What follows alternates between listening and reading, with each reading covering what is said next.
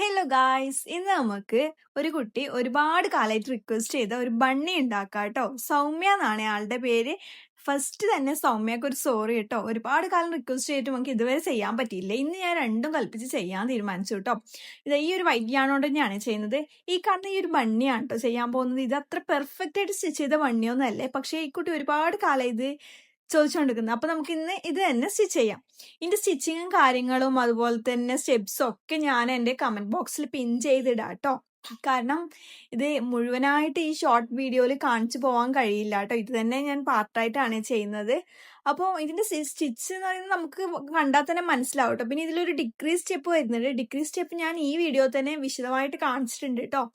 ആദ്യം നമ്മൾ ചെയ്യുന്നത് അതിന്റെ തലയാണ്. ഇത് നല്ലൊരു ക്യൂട്ടായിട്ടുള്ളൊരു ആനക്കുട്ടി പോലത്തെ ഒരു ഡോളാണ്, ആനയല്ല കേട്ടോ. അപ്പോൾ ഇതാ ഞാനിവിടെ അതിൻ്റെ ബേസൊക്കെ ചെയ്തിട്ടുണ്ട്. ഇതിൻ്റെയൊക്കെ സ്റ്റിച്ച് ഞാൻ സ്റ്റെപ്പായിട്ട് ഡിസ്ക്രിപ്ഷൻ ബോക്സിൽ എഴുതിയിടാം കേട്ടോ, അല്ലെങ്കിൽ കമൻറ്റ് ബോക്സിൽ പിൻ ചെയ്തിടാം.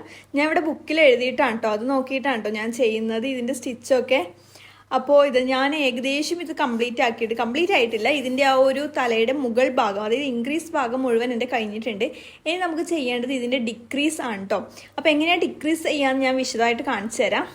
കണ്ടില്ലേ, ഡിക്രീസ് ചെയ്യുമ്പോൾ നമ്മൾ എന്താ ചെയ്യേണ്ടതെന്ന് വെച്ചാൽ നമ്മൾ ബാക്ക് ലൂപ്പിലേക്ക് കൂടി, ഫസ്റ്റ് സ്റ്റിച്ചിൻ്റെ ബാക്ക് ലൂപ്പിലേക്ക് കൂടി നമ്മളെ ഹുക്ക് ഇൻസേർട്ട് ചെയ്യുക. അതുപോലെ തന്നെ സെക്കൻഡ് സ്റ്റിച്ചിൻ്റെയും ബാക്ക് ലൂപ്പിലേക്ക് കൂടി നമ്മളെ ഹുക്ക് ഇൻസേർട്ട് ചെയ്യണം. ഇത് കുറച്ച് ബുദ്ധിമുട്ടായിരിക്കും കേട്ടോ ചില സ്റ്റിച്ചിൽ. അപ്പോൾ ഇത് നമ്മൾ കുറച്ച് ടൈം എടുത്ത് നോക്കിയിട്ട് ബാക്ക് ലൂപ്പിലേക്ക് കൂടി ഇൻസേർട്ട് ചെയ്യുക. കണ്ടില്ലേ, എന്നിട്ട് നമ്മൾ ഫസ്റ്റത്തെ 2 ലൂപ്സിലേക്ക് യാൺ ഓവർ ചെയ്യുക. അതുപോലെ തന്നെ പിന്നെ സെക്കൻഡ് 2 ലൂപ്പിലേക്ക് യാൺ ഓവർ ചെയ്ത് ഇടാം. ഇങ്ങനെയാണ് നമ്മൾ ഡിക്രീസ് ചെയ്യുന്നത്. അറിയാത്തവർക്ക് വേണ്ടി പറഞ്ഞതാണ് കേട്ടോ. അപ്പോൾ ഇതാ നമ്മൾ ഡിക്രീസ് ഒരു 2-3 റൗണ്ട് ചെയ്യണം. അതായത് സിംഗിൾ ക്രോഷേ ഡിക്രീസ് എന്ന് പറഞ്ഞിട്ടാണ് ചെയ്യുന്നത്. അപ്പോൾ ഇതാ നമ്മുടെ തല ഇവിടെ ഏകദേശം കംപ്ലീറ്റ് ആയിട്ടുണ്ട്. ഇതിൻ്റെ സെക്കൻഡ് പാർട്ട് ഞാൻ നെക്സ്റ്റ് വീഡിയോയിൽ ഇടാം കേട്ടോ. അപ്പോൾ ഇന്നത്തെ വീഡിയോ ഇത്രയേ ഉള്ളൂ. എല്ലാവർക്കും ഇഷ്ടപ്പെട്ടെന്ന് വിചാരിക്കുന്നു. Bye bye.